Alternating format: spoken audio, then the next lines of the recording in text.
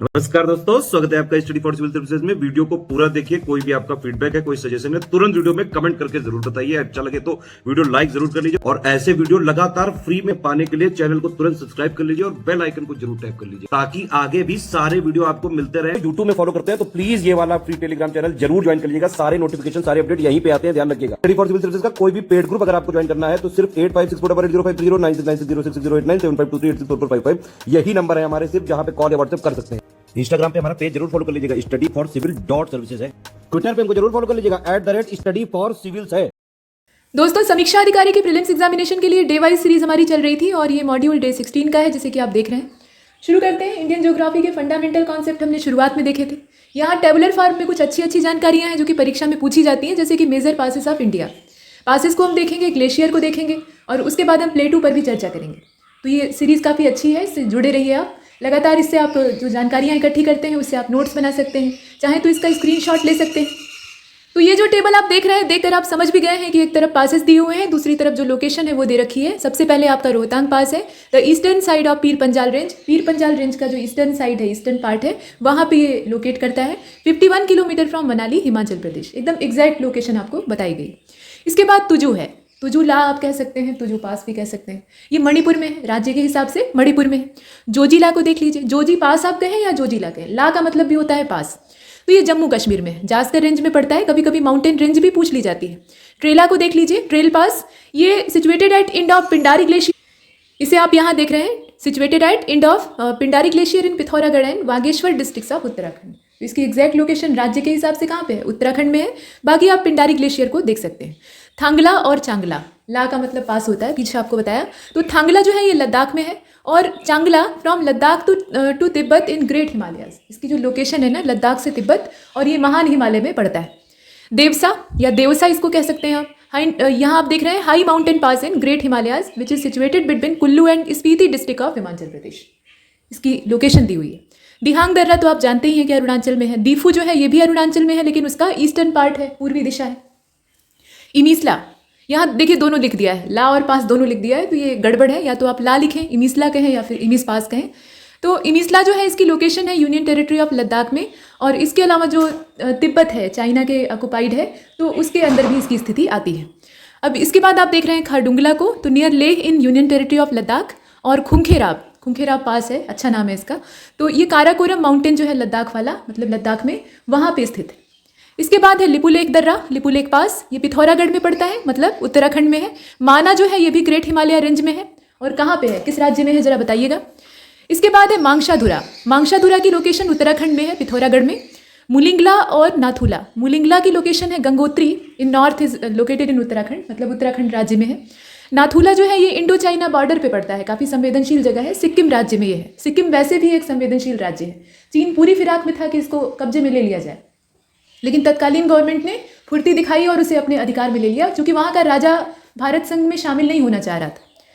इसके बाद आप देखें थाल घाट दर्रे को। ऐसा नहीं है कि सिर्फ हिमालय में ही ये पास, जो माउंटेन पास है, ये पाए जाते हैं। जहाँ भी पर्वत होगा वहाँ आने जाने के रास्ते तो होंगे ही। दर्रे का मतलब क्या होता है, ये बीच में से एक रास्ता उपलब्ध कराते हैं। जैसे आप सड़क बनाकर उस पर अपनी गाड़ियाँ चलाते हैं, मतलब सड़क सरकार बनवाती है, आप उस पर अपना व्हीकल लेकर चलते हैं। तो वैसे ही प्रकृति ने भी ये व्यवस्था करके रखी हुई है कि पर्वतों के बीच में से थोड़ा थोड़ा गैप होता है, जगह जगह पे, हर जगह नहीं होता, कुछ स्थानों पे होता है। और इन्हीं को हम कहते हैं दर्रा या द्वार, या द्वार आप कह लीजिए, एकदम शुद्ध संस्कृत। तो द्वार का मतलब क्या, डोर यानी दरवाजा। तो ये आने जाने का रास्ता होते हैं। इस पार से उस पार लोग पहले इसी प्राकृतिक मार्ग से आते जाते थे, आजकल तो पहाड़ों को काटने का फैशन हो गया है, तो अभी भी इन दर्रों का इस्तेमाल होता है। अब नीचे आप देख रहे हैं थाल घाट, तो ये दक्षिण का दर्रा है, ध्यान से देखिएगा। दक्षिण भारत का मतलब प्लेटू वाला जो हिस्सा है, महाराष्ट्र में ये पड़ता है। नीति जो है, नीति दर्रा, ये उत्तराखंड का है। पांगसाऊ, पांगसाऊ कहाँ का है, अरुणाचल का है। पेंसिला जो है, पास को हटा दीजिए, सिर्फ पेंसिला, तो पेंसिला लद्दाख में है, ठीक है। इसकी लोकेशन कहाँ पे है, लद्दाख में है। पीर पंजाल, नाम से स्पष्ट है कि ये पीर पंजाल रेंज में ही हो सकता है, और कहाँ पर होगा। और वैसे स्टेट वाइज देखा जाए तो ये जम्मू कश्मीर में है, स्टेट नहीं बल्कि यूनियन टेरिटरी। और श्रीनगर में एग्जैक्टली इसकी लोकेशन है। भोर घाट दर्रा जो है ये भी महाराष्ट्र का है, ध्यान दीजिएगा। जो थाल घाट हमने देखा था वो भी महाराष्ट्र का है, भोर घाट जो है वो भी महाराष्ट्र का है। अंत में हम पाल घाट को भी देखेंगे। फिलहाल यहाँ पे आप करतांग दर्रे को देख रहे हैं, जो कि काराकोरम माउंटेन में पड़ता है। बोमडीला जो है ये अरुणाचल का है और it is located to east of Bhutan in great Himalayas. और शेनकोटा गैप, गैप का मतलब भी वही होता है, अभी आपको बताया ना कि पर्वतों के बीच में से एक स्थान खाली रहता है, गैप जैसा रहता है, यानी दूरी होती है जो कि आने जाने के लिए पर्याप्त होती है। तो ये शेनकोटा गैप जो है ये साउथ का है, कट्टाबोमन में पड़ता है, मतलब तिरुनेलवेली जिला है और तमिलनाडु राज्य है। आइए आगे बढ़ते हैं। यहाँ आप देख रहे हैं शिवकिला को, शिवकिला आप जानते ही हैं कि हिमाचल प्रदेश का है। और बनिहाल पास जो है इसके बारे में आप ध्यान दीजिएगा, it is located on national highway number 1A, ध्यान दीजिएगा। और ये पीर पंजाल में है, it is built on national highway 44, मतलब जम्मू कश्मीर। अब इसके बाद बुर्जिला है, बुर्जिला आप बुर्जिल पास कह लीजिए या बुर्जिला कह लीजिए, तो गिलगित बाल्टिस्तान में इसकी लोकेशन है, पाकिस्तान में। और अगिल पास जो है इसे आप देखें, located to north of K2 यानी माउंट K2 गॉडविन ऑस्टिन इन काराकोरम। और अगिल दर्रा is located in Ladakh reason, ये लद्दाख रीजन में पड़ता है। बड़ा लाचा ये तो आप जानते ही हिमाचल में है। और हाँ, पाल घाट, अभी पीछे हमने भोर घाट और थाल घाट को देखा था, ये है पाल घाट और ये केरला में है, central state of Kerala in south India इसकी लोकेशन है। अब जितने दर्रों को हमने यहाँ पर टेबल के तौर पे देखा था उसे जरा मैप पे देख लीजिए, सुविधा होगी आपको याद रखने में कि कौन सा कहाँ पे है, तो आप कंफ्यूज नहीं होंगे। ये अब आप देख रहे हैं अगिल दर्रा है, इसे और थोड़ा सा बड़ा किया जा सकता है। पहले आप हिमालयी क्षेत्र का देख लीजिए, पूरा हम उत्तर से लेकर, मतलब जो पश्चिमोत्तर है वहाँ से लेकर उत्तर पूर्व की ओर चलेंगे। तो इधर आप देखें, ये है आपका बनिहाल, ये है जोजिला, अभी हमने सबको देखा था लोकेशन वाइज, ये क्रम से देखिएगा। इसके बाद बुर्जिला है, ये रहा अगिल दर्रा एकदम ऊपर, ये रहा काराकोरम और नीचे है खारडुंगला, सासेर है, उसके बाद पेंसिला है, फिर बड़ा लाचा है, ये रोहतांग है, शिवकिला है, ये माना नीति लिपुलेख है, उत्तराखंड वाले तीनों, ठीक है, ये उत्तराखंड का क्षेत्र है। अब इधर आ जाइए, नाथुला और जेलेपला को देख लीजिए, ये रहे दोनों, ये है ना नीले कलर से यहाँ पे प्रिंट, ऐसे बॉबी प्रिंट बनाया गया है, तो नाथुला और जेलेपला है। इसके बाद बोमडिला है, ये बुमला पास है, मतलब बुमला है कुल मिलाकर। थुंगला, ये थुंगा पास है, ये एकदम किनारे पर है। और दिहांग को आप देख रहे हैं, ये दीपू दर्रा है। अब आ जाइए थोड़ा सा जो पश्चिमी तट है उधर की ओर, मतलब नीचे वाला हिस्सा जो तिकोनी आकृति हमारे देश के नीचे से है। और उससे पहले ये देखिए यहाँ पे ये गोरम घाट, ये भी एक पास है, ठीक। अब देखें आप यहाँ पे असीरगढ़ पास है, ये थाल घाट है, ये भोर घाट है, दोनों ही महाराष्ट्र में है। और नीचे है आपका पाल घाट, ये रहा, देख रहे हैं, ये केरल में। तो ऐसे हमने माउंटेन पासेस को देखा। मैप पर ज्योग्राफी की लोकेशन को अगर लोकेट कर लिया जाए तो पढ़ना आसान हो जाता है। और सिर्फ ज्योग्राफी ही नहीं, कोई भी सब्जेक्ट है, अगर कोई फैक्चुअल डाटा है कि कौन सी चीज़, कौन सा अयस्क कहाँ से मिलता है, या महाजनपदों को ही आप पढ़ रहे हैं मान लीजिए इतिहास में, तो उसमें आप क्या करेंगे, नक्शा बनाकर उसमें लोकेट कर लीजिए, आपके लिए आसानी होगी, क्योंकि चित्र याद करने में हमारे दिमाग को सरलता होती। तो ये तो हमने दर्रों को देखा। अभी स्नो लाइन और ग्लेशियर्स को देख लेते हैं। तो पहले तो ये जान लीजिए कि ग्लेशियर और जो स्नो लाइन होती है उसमें फ़र्क क्या होता है, स्नो लाइन बनती क्यों है। एक चीज़ जान लीजिए आप, वैसे भी अगर आपने जनरल साइंस पढ़ी होगी तो आप जानते होंगे, अगर एल्टीट्यूड बढ़ेगा मतलब ऊंचाई में वृद्धि होगी तो टेम्परेचर जो है वो डिक्रीज करता है। नॉर्मल कंडीशन ये होती है कि टेम्परेचर में कमी आती है। तो वही बात है कि the altitude at a particular place above which some snow remains on the ground throughout the year, पूरे वर्ष भर, यानी हमेशा हमेशा के लिए वहाँ पर कुछ मात्रा में बर्फ़ की जमावट रहती है। ऐसा नहीं है कि वो सर्दी के मौसम में या जब मौसम ठंडा है तो जमी है और गर्मी के मौसम में पिघल जाए, ऐसा नहीं। वो हमेशा परमानेंट स्थायी वहाँ पे बर्फ़ जमी रहती है और इसी को कहा जाता है स्नो लाइन, हिमरेखा, ठीक। और ऐसा क्यों होता है, आमतौर पे एल्टीट्यूड की वजह से होता है। हिमालयी क्षेत्र को देख लीजिए। और ग्लेशियर क्या है, तो ग्लेशियर जो है एक स्लोली मूविंग मास है, मतलब बर्फ़ का एक बड़ा भंडार है और इसके अंदर फ्रेश वाटर का एक बड़ा रिजर्वायर होता है, आप जानते ही हैं। या फिर आप इसे रिवर ऑफ आइस कह सकते हैं, बर्फ़ की नदी कह सकते हैं, हिमानी कह सकते हैं। Form by the accumulation and compaction of snow on mountains और नियर द पोल्स। ये पर्वतों पर पाए जा सकते हैं, पर्वतों पर ऊंचाई की वजह से आमतौर पे होते हैं, और पोल्स पे सूर्य की किरणों के तिरछा पड़ने की वजह से होते हैं। सूर्य का प्रकाश सीधा पोल पे नहीं पहुंचता है और इसी वजह से वहाँ ठंडक ज़्यादा होती है। और जो हमारा इक्वेटर है वहाँ पे परमानेंटली एकदम भारी मात्रा में सूर्य का प्रकाश प्राप्त होता है, तो वहाँ पर टेम्परेचर की अधिकता होती है, वहाँ दूसरी कंडीशन पाई जाती है। फिलहाल यहाँ पे हमने ग्लेशियर और स्नो लाइन को देखा। तो जब ग्लेशियर की चर्चा हुई है तो इसमें आपको जानना होगा कि ग्लेशियर कौन सा है, पढ़ने लायक है, मतलब सिलेबस के अकॉर्डिंग सही रहेगा और एग्जाम में पूछा जाता है। उसके साथ लोकेशन और इंपॉर्टेंट फीचर दिया हुआ है। देखिए अभी वैकेंसी नहीं आई है आरओ की, तो इसे आप ढीले पड़े हैं कि पता नहीं आएगी कि नहीं आएगी। आएगी तो है ही, कभी न कभी तो आएगी, और उसके लिए आप पढ़ते रहें तो आपको सरलता होगी, मज़ा भी आएगा, ये चीज़ें बोझ नहीं लगेंगी। नहीं तो इकट्ठा लेकर बैठेंगे ना तो फिर बोझ हो जाएगा। तो एक एक करके इस लेक्चर को फिनिश कर डालिए। आप जिस भी माध्यम के विद्यार्थी हैं, हिंदी पढ़ रहे हो, अंग्रेजी पढ़ रहे हो, कोई फ़र्क नहीं पड़ता है, दोनों ही माध्यम में वीडियोज़ हैं। तो आप इसे नोट्स बना लीजिए, छोटे छोटे नोट्स बना लीजिए, उसको रोज़ रिवाइज करिए। ये पढ़ने का अच्छा तरीका होता है। उसके बाद कुछ मॉक टेस्ट सॉल्व करिएगा, बाद में करिएगा, अभी नहीं। चलिए ग्लेशियर को देख लेते हैं। तो ये सियाचिन है सबसे पहले, इसे आप जानते भी होंगे, और सियाचिन की लोकेशन काराकोरम में है। इंपॉर्टेंट फीचर इसका क्या हो सकता है, आपके विचार से क्या हो सकता है। यहाँ पर फिलहाल देखिए, largest in Nubra valley of Himalaya and second longest glacier outside the polar region. Second longest glacier outside the polar region, याद रखिएगा, पोलर रीजन के अलावा मतलब उससे बाहर। और बियाफो को देखिए, बियाफो भी काराकोरम में है, ये बाल्टिस्तान रीजन है लद्दाख का, ठीक। और जो सिंगार रिवर है या शिगार रिवर इसको कहा जाता है, शिगार कहा जाता है असल में, ठीक है। तो Shigar river is form by the melted waters from Biafo and Baltoro. अकेला बियाफो का वाटर उसमें नहीं होता है, उसके अलावा बाल्टेरो जो ग्लेशियर है उसका भी वाटर जब मिक्स होता है तो इसका जो पिघला हुआ रूप है वो हम शिगार नदी के तौर पर देखते हैं। और इसके बारे में खास बात क्या है कि second highest glacier after hispa. अब आगे नीचे चले तो ये चोगोलुंगमा है और ये काराकोरम में है, इसकी location located in Gilgit Baltistan, संवेदनशील क्षेत्र। गंगोत्री को देखिए, ये तो आप जानते ही हैं उत्तराखंड में है, गंगा का मूल स्रोत यही है। हालांकि आप जानते हैं कि गंगा की मूल धारा जो है ना वो 2 नदियों के मिलने से बनी है, बाद में छोटी छोटी और नदियाँ भी सपोर्ट करती जाती हैं, लेकिन मुख्य 2 धाराएं जब आपस में मिलती हैं तो वो गंगा का स्वरूप बनता है। एक है भागीरथी और दूसरी है अलकनंदा। मिलती कहाँ पे है तो उत्तराखंड के पंचप्रयाग आपको याद होंगे, आगे के मॉड्यूल में हम उसकी भी चर्चा करेंगे। तो उसमें से जो देवप्रयाग है, प्रयाग का मतलब खुद ही मिलन बिंदु होता है, संगम होता है, ठीक है। तो जो देवप्रयाग है वहाँ पे गंगा और माफ कीजिए अलकनंदा और भागीरथी आपस में मिलती हैं। और ये जो गंगोत्री ग्लेशियर है ये भागीरथी को जन्म देता है, इससे जो स्ट्रीम निकल कर आती है ना वो भागीरथी है। अब इसके बारे में आप देखें, अच्छा इसको गंगोत्री ग्लेशियर गोमुख नाम की जगह से, गाय के मुख जैसी जगह है, वो स्थान जो है ऐसी बनावट है कि लगता है कि गाय का मुंह है, वहाँ से ये निकल कर आता है। तो इसके बारे में इंपॉर्टेंट फीचर क्या हो सकता है, originate below the Chaukhamba peak, ध्यान दीजिएगा, and it is also known as Gomukh. इस स्थान को चौखंबा पीक जो है गोमुख भी कहा जाता है, वही गाय के मुख की तरह से ऐसे आकृति, ठीक। आगे बढ़ते हैं, रिमो को देख लीजिए, सियाचिन एरिया है ये लद्दाख का, और drains in the Shyok river, ये श्योक रिवर में अपने पानी को समर्पित कर देता है। जो हिमालयी नदियाँ हैं वो कैसी हैं, हमेशा बहने वाली। ये अंतर आप देखते हैं ना कि जो हिमालय क्षेत्र की नदियाँ हैं और जो प्लेटू वाले रीजन में पठारी नदियाँ हैं, दोनों में अंतर होता है। वो सतत वाहिनी होती हैं, हिमालय वाली हमेशा बहती रहती हैं, जब तक कि ग्लेशियर जिंदा है जहाँ से वो निकली हैं तब तक उनका प्रवाह बना रहेगा। भाई बर्फ पिघल कर एकदम समाप्त हो जाएगी, ऐसा जिस दिन आएगा समय तो वो सूख जाएंगी। लेकिन जो दक्षिण भारत की नदियाँ हैं वो आमतौर पर वर्षा पर निर्भर होती हैं, बहुत कम ही ऐसी हैं जो कि परमानेंट होती हैं, नहीं तो ज़्यादातर टेम्पररी। तो इस तरह की स्थितियां हैं। अब यहाँ आप देखें नीचे तो हिस्पर है, रिमू है, गंगोत्री के नीचे रिमू को आपने देख लिया, हिस्पर को देख लीजिए, गिलगित बाल्टिस्तान रीजन में है। और इसके बारे में खास बात यह है कि वर्ल्ड्स लॉन्गेस्ट ग्लेशियल सिस्टम, तो जो लॉन्गेस्ट शॉर्टेस्ट है ना उनको ध्यान से देखिएगा। अच्छा आप जेमू को देख लीजिए, तो जेमू जो है वो सिक्किम और नेपाल में इसका विस्तार है, ग्लेशियर है ये, largest glacier in eastern Himalaya. And यहाँ ध्यान से देखें कि it feeds river Teesta, Teesta नदी को ये पानी देता है, तीस्ता नदी इसी से अपना पोषण प्राप्त करती है। द्रांग द्रुंग बहुत अच्छा नाम है, डीडी, तो इसे आप देखें ये हिमालयन रेंज में पड़ता है, तो हिमालयन रेंज तो इसकी परमानेंट लोकेशन हो गई। खास बात यह है कि it lies in a Zanskar range in Kargil district, Kargil district में यह है, जास्कर रेंज में, एग्जैक्टली जम्मू एंड कश्मीर, ठीक। अब इसके बाद है सफत, ये कहाँ पे है, ये ईस्टर्न हिमालयन रेंज में पड़ता है।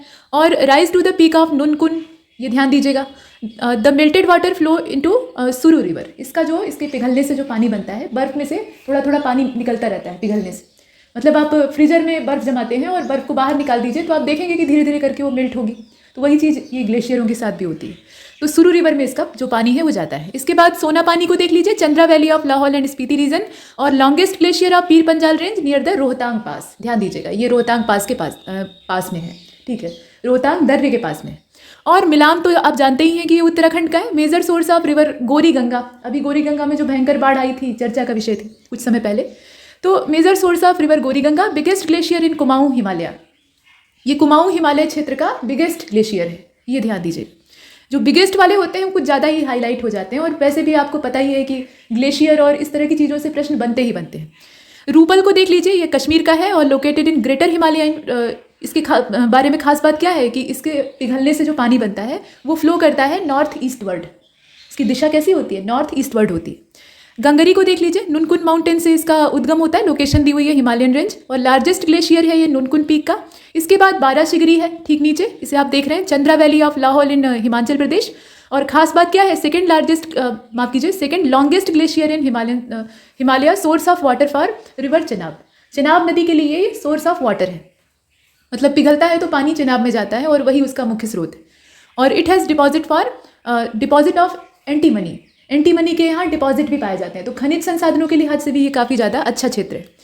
और इसके बाद आप दैमीर को देख रहे हैं, तो ये जो कश्मीर है, मतलब कश्मीर का मतलब POK, जो पाकिस्तान के द्वारा ज़बरदस्ती कब्जा किया हुआ है, नंगा पर्वत क्षेत्र है, तो उस एरिया में ये पड़ता है।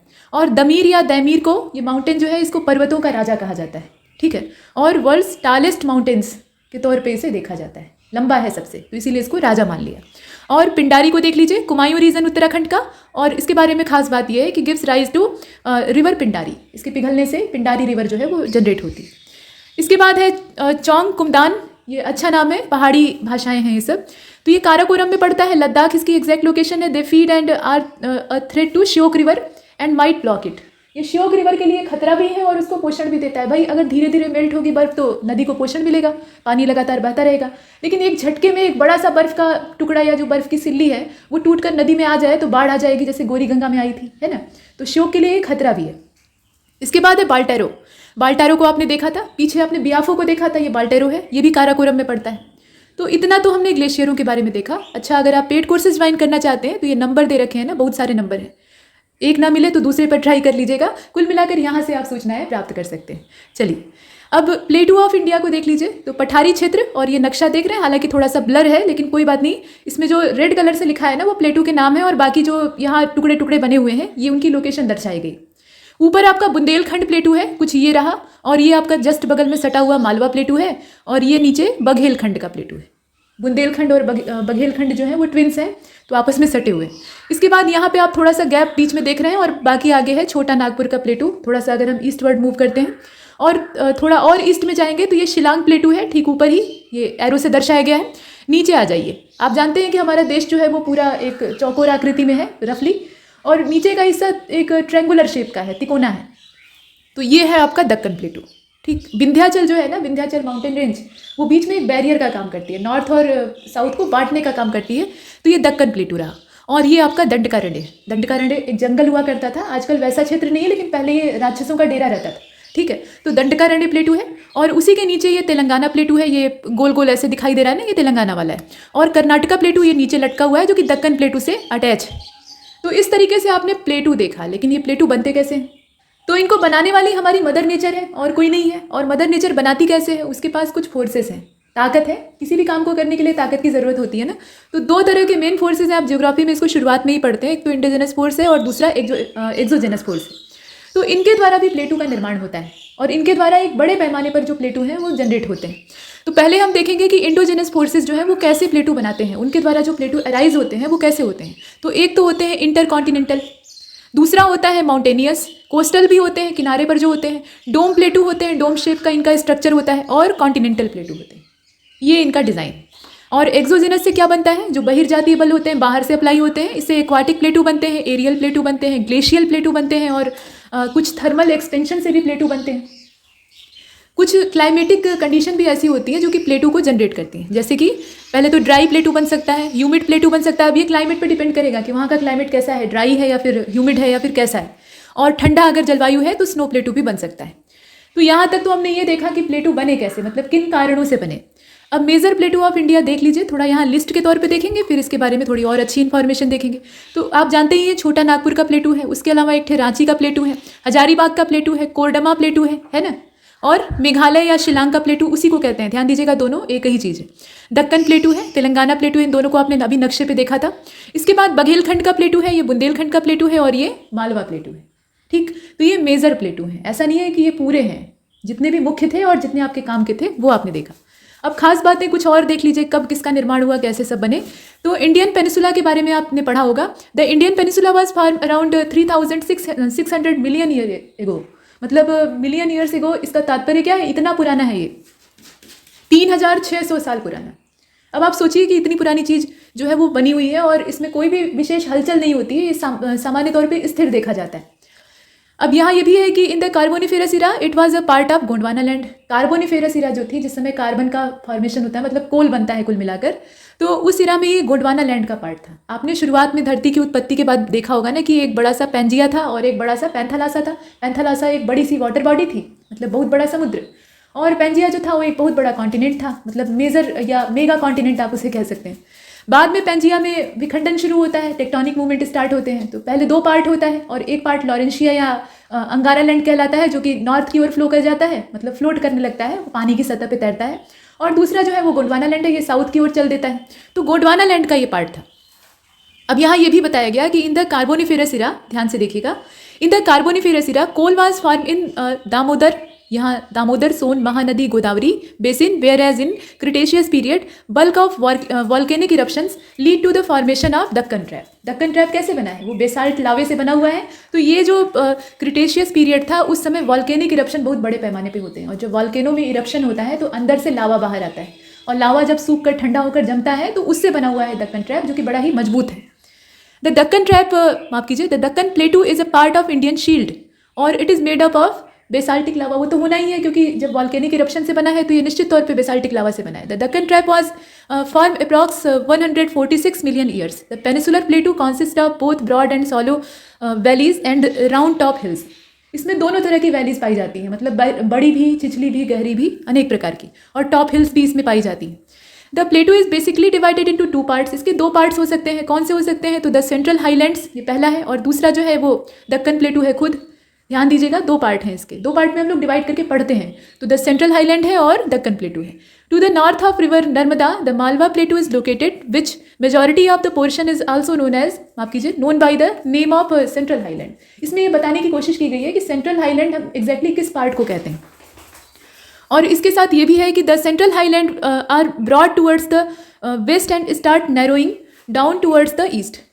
ये ईस्ट की तरफ जाते जाते नैरो होने लगा है, यानी इसमें सकरापन आने लगा है। तो इसमें जो वेस्ट वाला पार्ट है वो अधिक चौड़ा है। The eastward extension of the central highlands is sometime locally known as Bundelkhand and Baghelkhand. इसी का जो एक्सटेंशन है ना, उसको हम बुंदेलखंड और बघेलखंड के तौर पे देखते हैं। The river Damodar drains the Chota Nagpur plateau which is the part of central highland. ठीक है। The Chota Nagpur plateau extend from Ranchi in Jharkhand into Hazaribagh Santhal Pargana, Palamu, Dhanbad, Singhbhum district and Purulia district in West Bengal. ये जो पुरुलिया डिस्ट्रिक्ट है ये वेस्ट बंगाल का है। तो कुल मिलाकर covering N area of 65,000 square kilometre approx. ये लगभग है, एग्जैक्ट डाटा नहीं।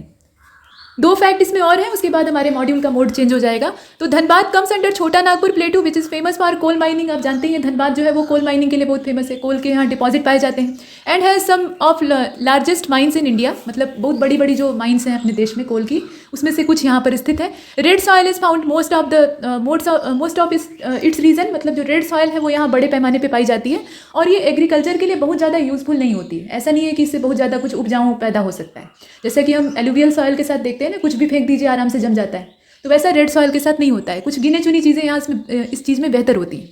Availability of coal, iron, mica etcetera is not a good reason for population density. यहाँ जो खनिज पाए जाते हैं, जो मिनरल्स पाए जाते हैं, उसकी वजह से यहाँ पॉपुलेशन डेंसिटी ज़्यादा नहीं है। दंडकारण्य रीजन को हमने मैप पर देखा था। तो Dandakaranya region occupy an area of about 89,078 square kilometre in state of Odisha. ध्यान दीजिएगा, state of Odisha, Koraput and Kalahandi district, और state of Chhattisgarh, Bastar district and Andhra Pradesh. यानी 3 राज्यों में ये दंडकारण्य वाला जो रीजन है ना, ये फैला हुआ है।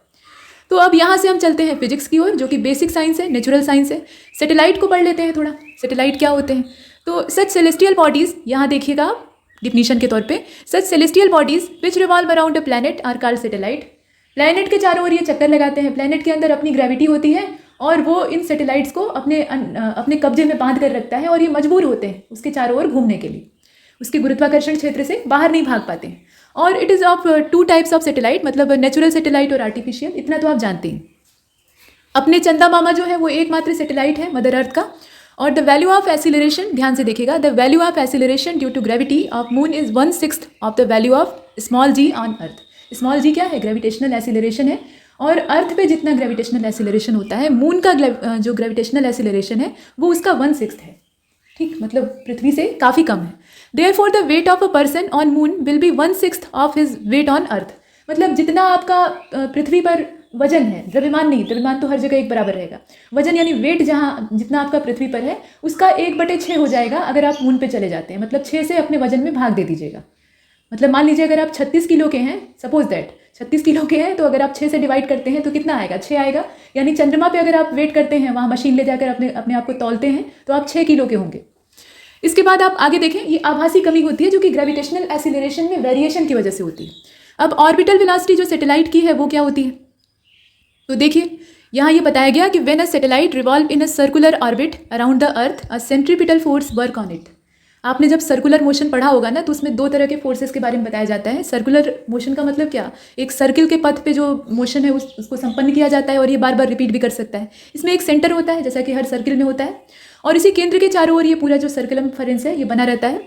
चीज़ें घूमती हैं, जैसे गोल गोल घूम रही हैं। तो ये जो सर्कुलर मोशन है ये तभी पॉसिबल है जब दोनों फोर्सेस, यानी सेंट्रीपिटल फोर्स और सेंट्रीफ्यूगल फोर्स, सेंट्रीपिटल जो है वो केंद्र की ओर लगता है और सेंट्रीफ्यूगल जो है वो केंद्र यानी जो सेंटर है उससे बाहर की ओर लगता है। तो दोनों जब बैलेंस कंडीशन में होते हैं तभी सर्कुलर मोशन जो है वो पॉसिबल होता है। तो यहाँ ये बताया गया है कि यहाँ आप देख रहे हैं कि revolve in a circular orbit around the sun, around the earth, a centripetal force work on it. This force is a gravitational force. अब यहाँ जो ये सेंट्रीपिटल फोर्स है वो असल में उस प्लैनेट का, क्योंकि प्लैनेट ही सैटेलाइट को बांध कर रखे हुए हैं, तो उस प्लैनेट का ये ग्रेविटेशनल फोर्स है, उसकी ग्रेविटी है, exerted by the earth on the satellite. यहाँ चूंकि हम अर्थ के रिस्पेक्ट में बात कर रहे हैं, तो अर्थ की जो ग्रेविटी है वो असल में यहाँ पे सेंट्रीपिटल फोर्स का काम करती है। इसका फार्मूला होता है इसके कैलकुलेशन के लिए, डेरिवेशन से नहीं मतलब है। फिजिक्स में आपने डेरिवेशन किए होंगे, लेकिन डेरिवेशन यहाँ नहीं करना है, सिर्फ आपको फार्मूला एग्जैक्टली पता होना चाहिए, ताकि कोई न्यूमेरिकल अगर छोटा मोटा दे दे तो आप कैलकुलेट कर सकें। तो V0 is equal to RE। अब RE क्या है, ये रेडियस ऑफ अर्थ है, √G/r, ग्रेविटेशनल एक्सीलरेशन बटे रेडियस। तो ये हमने देखा, और इसके साथ कुछ बातें और। तो बातें ये हैं कि the value of the orbital speed of a satellite does not depend on the mass. ये मास पर डिपेंड नहीं करती है। तो वैसे भी आप देख रहे हैं इसमें m का मान कहीं पर नहीं है, तो m है ही नहीं है, तो उस पर डिपेंड कैसे करेगा। नेक्स्ट देखिए, the orbital speed of the satellite is minimum at maximum altitude. ध्यान दीजिएगा, इस तरह के प्रश्न पूछे जाते हैं। मैक्सिमम एल्टीट्यूड पे क्या होता है, सैटेलाइट की जो ऑर्बिटल स्पीड है वो कम हो जाती है, सबसे कम हो जाती है। और ऑर्बिटल वेलोसिटी को अगर आपको कैलकुलेट करना है तो कर लीजिए अर्थ के रिस्पेक्ट में। ये कैसे होगी, 6.4 × 10⁶ × 9.8 मल्टीप्लाई करके इसका वर्गमूल निकाल लीजिए, मतलब अंडर रूट में है ना, इसे बाहर निकालना पड़ेगा, तो आ जाएगा एग्जैक्टली 8 km/s। अब इसके बाद अर्थ के जो सैटेलाइट है उन पर थोड़ी चर्चा और कर लेते हैं। Earth satellites are objects which revolve around the sun. ये ऑब्जेक्ट होते हैं, और ऐसे ऑब्जेक्ट होते हैं जो कि यहाँ बार बार सन का उल्लेख हो जा रहा है, लेकिन हम अर्थ के रिस्पेक्ट में बात कर रहे हैं। सेम वही कंडीशन सन और प्लैनेट के साथ भी होती है। हमारी जो आकाशगंगा है उसके अंदर सूर्य क्या करता है, एक पूरा सोलर सिस्टम बनाता है, तो उसके पास भी अच्छी खासी ग्रेविटी है, और उसकी ग्रेविटी इतनी ज़्यादा पर्याप्त मात्रा में है कि वो बहुत सारी सेलेस्टियल बॉडीज़ को अपनी ग्रेविटी में फांस कर रखता है, और वो उसके चारों ओर एक चक्कर लगाते रहते हैं, मतलब इलिप्टिकल ऑर्बिट होते हैं जिसमें कि वो चक्कर लगाते हैं। अर्थ भी उसमें से एक है। सेम वही कंडीशन जो प्लैनेट्स हैं उनके साथ होती है। जिस प्लैनेट के पास जितना ज़्यादा द्रव्यमान होगा या जितनी ज़्यादा ग्रेविटी होगी, कुल मिलाकर भार और ग्रेविटी को मिला दिया, तो उतनी ही मात्रा में वो सैटेलाइट अपने कैप्चर करके रखेगा। जैसे आप जुपिटर को देख लीजिए, सैटर्न को देख लीजिए। तो अर्थ के पास सिर्फ एक है, और वही बताया गया है कि अर्थ सैटेलाइट्स और object which revolve around the earth, their motion is very similar to the motion of planet around the sun. अभी आपको बताया ना कि सूर्य के चारों ओर जो ग्रह चक्कर लगाते हैं, ठीक वही काफ़ी हद तक वही सिमिलर मोशन जो है इनका भी होता है।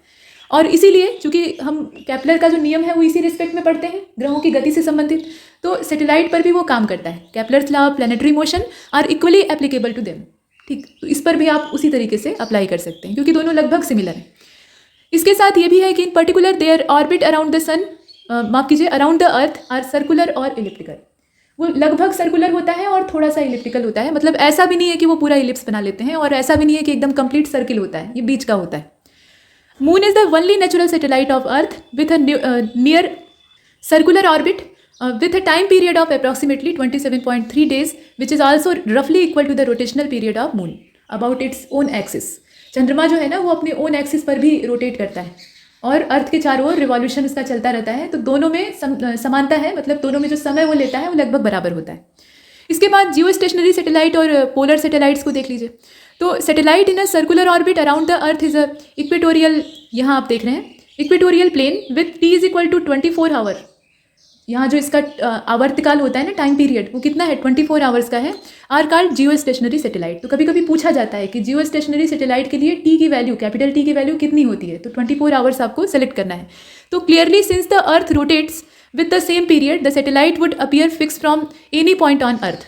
ठीक है, और it takes very powerful rockets to throw up a satellite to such large heights above the earth. इसके वेलोसिटी क्या होती है, इसके वेलोसिटी का मतलब ये है कि ये ऐसी वेलोसिटी है जो कि किसी खगोलीय पिंड को या किसी भी बॉडी को अगर दे दी जाए तो वो किसी खास प्लैनेट की जो ग्रेविटेशनल फील्ड है उसको तोड़कर पार निकल जाएगा और फिर वापस लौट के नहीं आएगा। ये अर्थ के रिस्पेक्ट में भी हो सकता है या कोई भी जो अनदर प्लैनेट है उनके बारे में हो सकता है। तो इसके velocity the minimum speed needed for a free object to escape from the gravitational influence of earth या फिर कोई भी प्लैनेट है उसके संदर्भ में ये हो सकता है। And object never come back to the earth, वो उस प्लैनेट पर वापस रिटर्न नहीं होगा, वो उसकी ग्रेविटी से बाहर निकल जाएगा और अंतरिक्ष में स्वतंत्र हो जाएगा। The kinetic energy required for escape velocity is known as escape energy, और it is clear that if any object is thrown above the surface of earth at minimum speed of 11.2 kilometre per second, कम से कम ऐसी स्थिति पैदा करने के लिए कम से कम 11.2 किलोमीटर पर सेकेंड की स्पीड उस ऑब्जेक्ट को देनी पड़ेगी, तब जाकर वो अर्थ की ग्रेविटी से बाहर निकल पाएगा और उसके बाद कभी भी अर्थ पे लौट के नहीं आएगा। लेकिन ध्यान दीजिएगा कि ये जो इसके वेलोसिटी है ये सिर्फ अर्थ पे एप्लीकेबल है।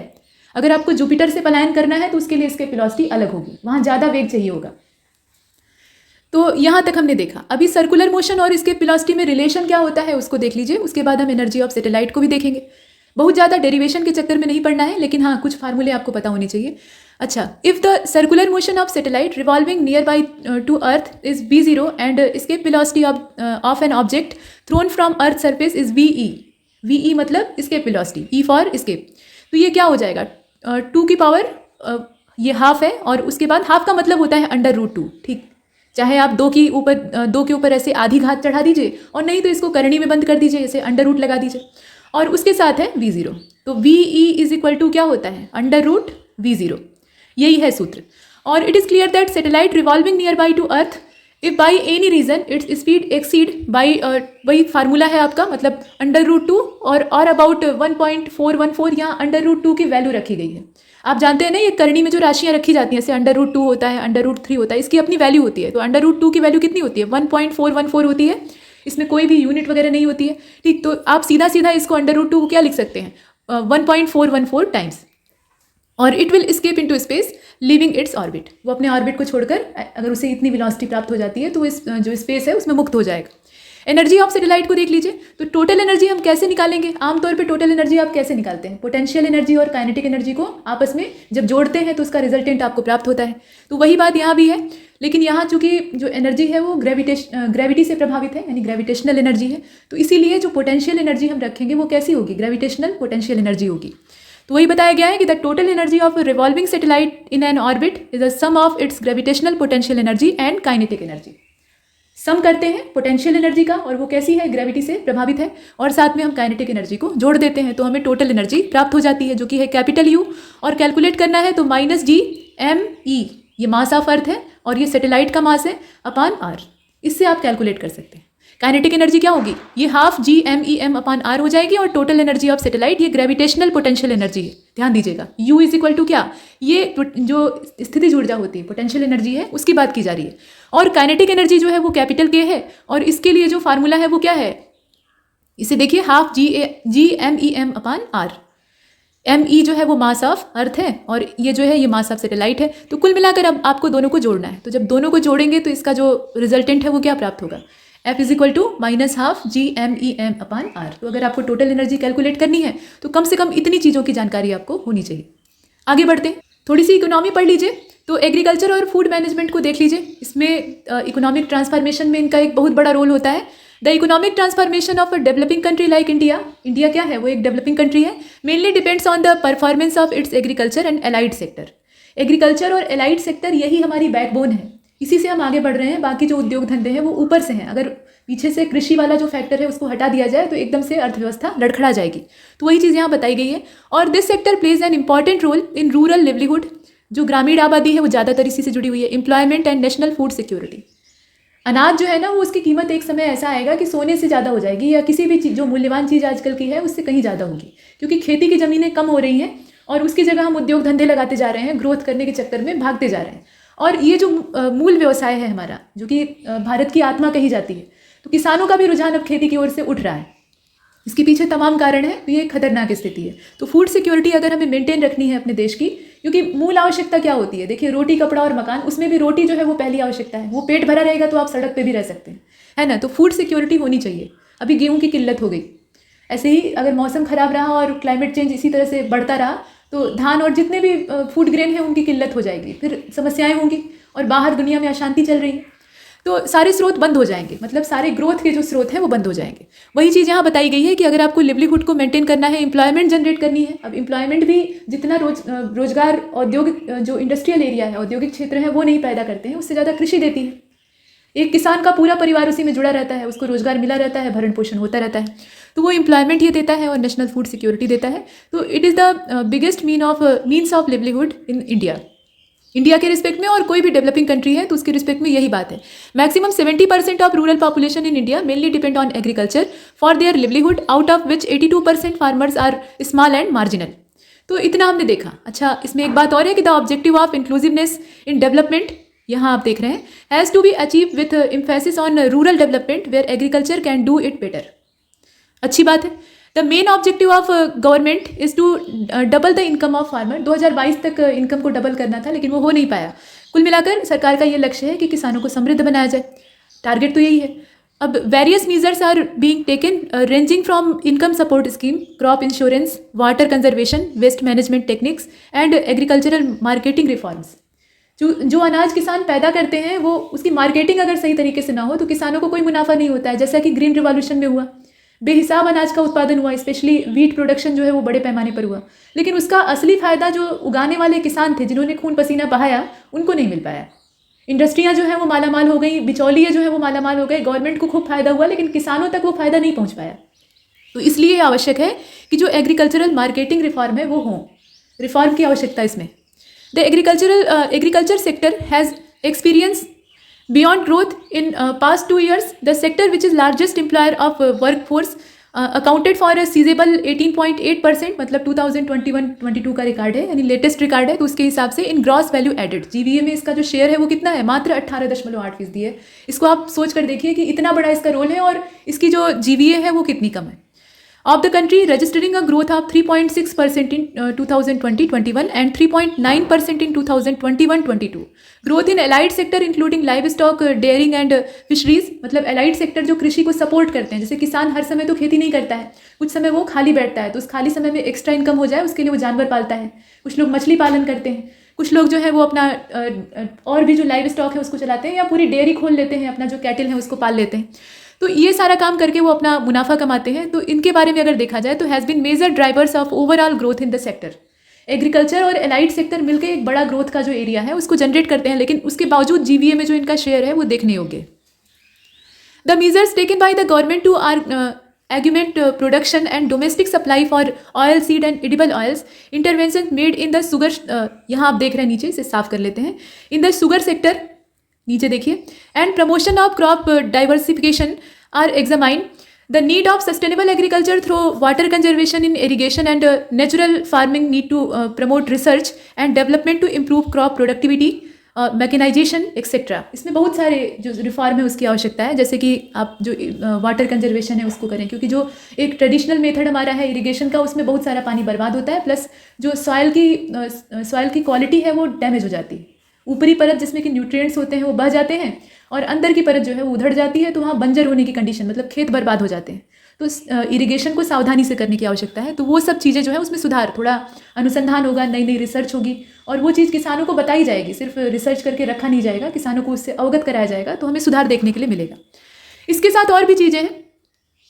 It is also discuss how minimum support price, ये भी एक बड़ा इशू है, मिनिमम सपोर्ट प्राइस जो है उसको मेंटेन रखने का। तो minimum support price policy is being use to promote crop diversification. In addition to this some important finding of latest situation, यहाँ आप देख रहे हैं, सिचुएशन असेसमेंट सर्वे, इसे सैस कहा जाता है, मतलब सिचुएशन असेसमेंट सर्वे को, have also been discuss. The net receipts from crop production alone have increased by 22.6% as compared to the previous SAS report 2014, although there is a visible diversification in sources of income of the farmer. तो यहाँ कुछ growth देखने के लिए मिली है। अच्छा, allied sector जो है उनके बारे में अगर देखा जाए तो allied sector including animal husbandry, उसमें क्या क्या आता है आपने पीछे देखा था, एनिमल हस्बेंड्री आती है, आप जानवर पाल लीजिए, सिर्फ गाय भैंस नहीं बल्कि बाकी जो पशु हैं वो भी फायदा देते हैं। डेयरिंग का काम आप शुरू कर दीजिए, मतलब डेयरी खोल लीजिए, उसमें जो गाय भैंस है उनको पाल लीजिए, उनसे दूध उत्पादन करिए। Fishing are steadily emerging to, यहाँ आप देख रहे हैं, emerging to be high growth sectors, ये हाई ग्रोथ सेक्टर है, इनसे काफ़ी फायदा होता है। The livestock sector has grown at CAGR of 8.15% over the last 5 year ending 2019-20। Livestock census जो आता है उससे हमें बहुत कुछ जानने के लिए मिलता है, हालांकि ये लंबे समय पर जारी किया जाता है। यहाँ आप देख रहे हैं, as revealed by the latest SAS, the sector has been stable source of income across groups of agriculture households accounting for about 15% of their average monthly income. This improvement in the contribution of allied sector is in line with the recommendations of Committee on Doubling Farmers' Income, which has suggested a greater focus on allied sector to improve farmers' income. तो ये कुछ प्रयास चल रहे हैं सरकार के. The review यहाँ आप देख रहे हैं, a review of allied sector along with the recent programmes and initiative to harness its potential has also been presented. तो ये सारे प्रयास करने की आवश्यकता है. कुछ बातें, कुछ रिपोर्ट हमने इसमें देखी. वो रिपोर्ट जो है वो आपके लिए महत्वपूर्ण है. कुछ सामान्य हिंदी को देख लेते हैं. पर्यायवाची शब्दों को देखिए. तो पर्यायवाची शब्द में ये भाग 1 है. अरडे, यहाँ से शुरुआत होती है. ये अ शब्द है, मतलब जो अ अक्षर है वो है. शब्द तो जो है वो अक्षरों के मिलने से बनते हैं. तो पहला वर्ण आप देख रहे हैं. और अरडे, अरडे का मतलब वैसे क्या होता है? घनघोर जंगल, जहाँ पे कोई आता जाता ना हो, मतलब सिर्फ जानवरों का डेरा हो, वहाँ इंसान आता जाता ना हो, ऐसा. अभी जब आप मुहावरा और लोकोक्ति पढ़ेंगे ना, तो उसमें एक मुहावरा आता है अरडे रोदन. तो वो चीज़. वन विपिन अटवी कानन जंगल, ये सारे जो हैं वो अरडे के पर्यायवाची हैं. अंग का पर्यायवाची क्या हो सकता है? तो कलेवर, तन, अवय, वायु, देह, काया, शरीर. अग्नि का क्या होगा? आग, अनल, पावक, दव, धूमकेतु, धनंजय. जात, वेद, ये अग्नि के सारे पर्यायवाची हैं, ध्यान दीजिएगा. हुताशन, वैश्वानर, ज्वाला, वायु, सखा, हवा चलती है तो आग तेज भड़क के जलती है. दहन, ज्वलन, कृषाणु, रोहिताश्व, वहनी, जात, वेदस, ये सारे हैं. अचल, अचल मतलब जो चलायमान न हो, तो ये पर्वत के लिए पर्यायवाची यूज होता है. इसमें गिरि, शैल, नग, महीधर, अद्रि, ये सारे हैं. अचला कहा जाता है पृथ्वी को. देखिए, अचल कहते हैं पर्वत को और अचला कहते हैं पृथ्वी को. तो इसके लिए जो पर्यायवाची है उसमें पृथ्वी, क्षिति, धरा, वसुंधरा, वसुधा, धरती, और भी अगर आप जाने तो जोड़ सकते हैं. अक्षर यानी जिसका कि शरण न हो, तो इसको मोक्ष कहा जाता है, वर्ण कहा जाता है. मतलब अभी आपने देखा ना, अ आ ई या फिर क ख ग घ, ये सब क्या है? वर्ण है, इन्हें अक्षर कहते हैं. और मतलब ये अपने आप में संपूर्ण है, इनका खंडन नहीं हो सकता है. शिव और ब्रह्मा यानी जो भगवान है, उन्हें भी अक्षर कहा जाता है. असुर यानी दनुज, दानव, दैत्य, राक्षस, निशाचर, रजनीचर, तमीरचर, यातुधान, सुरारी, यातु, ये सारे शब्द इनके पर्यायवाची. अनुपम के लिए अद्भुत, अनूठा, अपूर्व, अद्वितीय, अनोखा, अतुल, अद्वितीय, अनूप, निराला. अमृत के लिए सुधा, अमीय, सोम, पीयूष, अमी, जीवनोदक, सुरभोग, सोम. अनेक के लिए नाना, कई, एकाधिक. और अनुवाद के लिए भाषांतर, उल्था और तर्जुमा. भाषांतर तो आप जानते हैं, ये पहचानना भी आसान होगा कि ये अनुवाद के लिए ही शब्द इस्तेमाल किया गया है. लेकिन उल्था और तर्जुमा ये दूसरी भाषा के शब्द हैं, तो इनको दिमाग में रखिएगा. इसके बाद इधर ऊपर देख लीजिए, अभिजात का होता है, मतलब अभिजात जो शब्द है इसके लिए पर्यायवाची में श्रेष्ठ, पूज्य, उच्च, कुलीन, संभ्रांत, विशिष्ट, योग्य. और अश्व के तो बहुत सारे पर्यायवाची हैं. इन्हें है भी कहा जाता है, बाजी भी कहा जाता है, तुरंग, घोटक, सारंग और सैंधो. इसके अलावा रविसुत कहते हैं, रविसुत यानी सूर्यपुत्र. किंकिर भी कहते हैं, केशी भी कहते हैं. अच्छा, केसरी भी कहते हैं. केसरी शेर को भी कहा जाता है, घोड़े को भी कहा जाता है, खेट कहा जाता है. धौरे और मराल जैसे शब्द भी इस्तेमाल होते हैं. अब इसमें से कुछ जो है ना वो हंस के लिए भी पर्यायवाची के तौर पे यूज़ होते हैं. तो इससे आप कंफ्यूज मत होइएगा कि ये हंस वाला था और ये घोड़े वाला था, तो दोनों में क्यों दिखाई दे रहा है. वो एक से ज़्यादा शब्दों के भी पर्यायवाची हो सकते हैं, क्योंकि पर्यायवाची शब्दों में एग्जैक्ट मीनिंग वाला शब्द नहीं डाला जाता है. अगर मिलते जुलते अर्थ भी हैं तो उनको उस लिस्ट में डाल देते हैं. तो किंकिर, केशी, केसरी, खेट, चामरी, धौरे, मराल. रथवाह, राजवाह क्यों कहा जाता है वो आप जानते हैं. सारंग और हयंद. अच्छा, सारंग शब्द जो है वो बहुत सारे जीवों का पर्यायवाची. अधर के लिए ओष्ठ, ओठ, रद, छद. रद मतलब होता है दांत, उसको आच्छादित करने वाला. रदपुट और लब कहा जाता है. अज जो शब्द है ये ब्रह्मा, ईश्वर और दशरथ के जो जनक थे, मतलब महाराज दशरथ इक्ष्वाकु वंशीय, उनके पिता अर्थात भगवान राम के जो दादाजी थे, उनका नाम था महाराज अज. तो उनका नाम, उसके अलावा बकरे को तो कहते ही. अर्थ का पर्यायवाची क्या होगा? अभिप्राय. और धन भी होता है, अर्थव्यवस्था आप पढ़ते हैं ना, उसमें धन का लेखा जोखा होता है. और हेतु भी होता है. अरुण जो शब्द है ना, इसका शाब्दिक अर्थ होता है सिंदूरी लाल. वैसे ये सूर्य और भगवान सूर्य के सारथी का भी पर्यायवाची. इसके बाद अंक को आप देख रहे हैं, हृदय, गोद, संख्या, नाटक का एक भाग, सर्ग, नंबर, क्रमांक. अनार के लिए दाड़िम, शुकप्रिय, राम, बीज, शुकोदन. और अंधे के लिए नेत्रहीन, सूरदास. अंध, चक्षुविहीन, प्रज्ञा चक्षु, दृष्टिहीन, चक्षुहीन. अनाज के लिए अन्न, गल्ला, धान्य, शस्य, खाद्यान्न, दाना, धान, ये सारे हैं. अध्यापक के लिए आचार्य, गुरु, शिक्षक, प्रवक्ता, व्याख्याता, अवबोधक, उपाध्याय, ये सारे शब्द इस्तेमाल होते हैं. और आप देख लीजिए, अध्यापक के नीचे अतिथि का, पाहुना, मेहमान, आगंतुक, अभ्यागत, गृहागत, मुलाकाती, ये सब है. अधिकार का क्या होगा? स्वत्व हो जाएगा. स्वत्व मतलब भी होता है अधिकार, प्रभुत्व मतलब भी होता है, स्वामित्व मतलब भी, हक मतलब भी, आधिपत्य, ये भी अधिकारी को ही कहा जाता है. अर्हता, कब्जा, क्षमता, दावा, ये सब होते हैं. अचेत का क्या होगा? मूर्छित, बेहोश, बेखबर, संज्ञाहीन, चेतनाहीन, चेतना शून्य, संज्ञा शून्य. अच्छा के लिए चोखा, बढ़िया, उम्दा, घड़ा, आला.